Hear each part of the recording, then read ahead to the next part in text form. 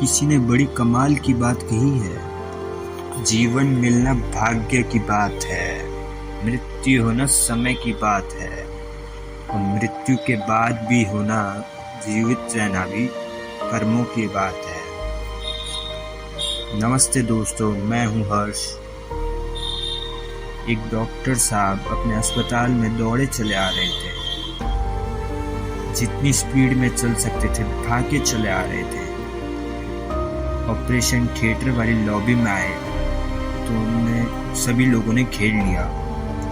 अस्पताल खोल लिया है, यहाँ पे क्या समझते हो, अब आ रहे हो, इतनी देर से इंतज़ार कर रहे हैं, तो कोई सुन नहीं है, कोई चिंता नहीं है।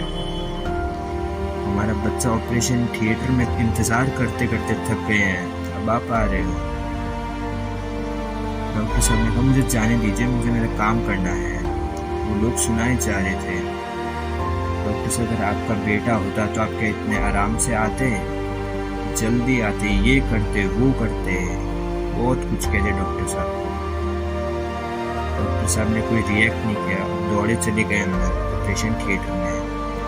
1-1.5 घंटे में ऑपरेशन चला। उसके बाद बाहर निकले, 5-6 लोगों ने घेर लिया, क्या हुआ क्या हुआ, जल्दी रिकवर करेगा और जल्दी ही ठीक हो जाएगा। फिर उनसे सवाल करने लगे, कब डिस्चार्ज होगा, कब ये होगा वो होगा। सारे सवाल आप नर्स से पूछ लीजिए, मुझे जाने दीजिए। जिस स्पीड से गए उस स्पीड से दोगुनी स्पीड से गए। ये 5-6 लोग थे, उस बच्चे के घर से माता पिता थे। उनको लगने लगा कि कैसे डॉक्टर है, बात तक करने की तमीज़ नहीं है। कुछ देर बाद वहाँ नर्स आई।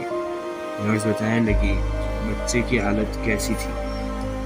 ये जो डॉक्टर है इतने इगोस्टिक क्यों है, इतना अहंकार किस चीज़ का है, हमें तो ये बताओ। सीधे मुंह बात नहीं करते, आए थे हम पूछते तो जवाब नहीं देते, जा रहे हैं तब भी जवाब नहीं दे रहे।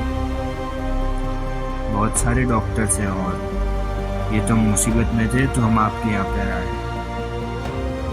नर्स रुआसी हो गई, इमोशनल हो गई, कहने लगी कि आप ऐसा मत कहिए, डॉक्टर साहब बहुत ही अच्छे दिल के हैं। आप खुशहाल जानते नहीं, उनके बेटे का रोड एक्सीडेंट में उनकी डेथ हो गई। उनका फ़र्ज़ है कि उन्हें कोई पेशेंट ऑपरेशन थिएटर में आया हुआ तो अपने कॉल की ड्यूटी निभाई। डॉक्टर साहब मना भी कर सकते थे, मैं आ रहा हूँ, बिना दौड़े चले आए।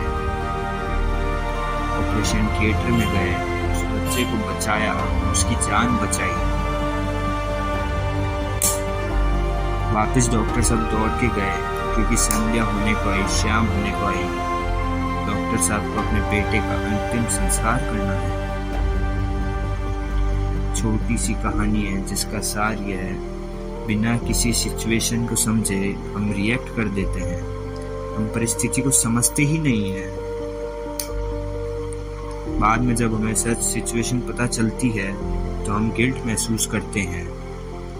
इसलिए जीवन में कभी भी किसी की भी सिचुएशन जाने बिना कोई भी टिप्पणी ना कीजिए। अच्छा बनिए, बेहतर बनिए और बेहतरीन बनने का प्रयास करिए। कर दिखाइए कुछ ऐसा दुनिया चाहे सिर्फ आपका जैसा।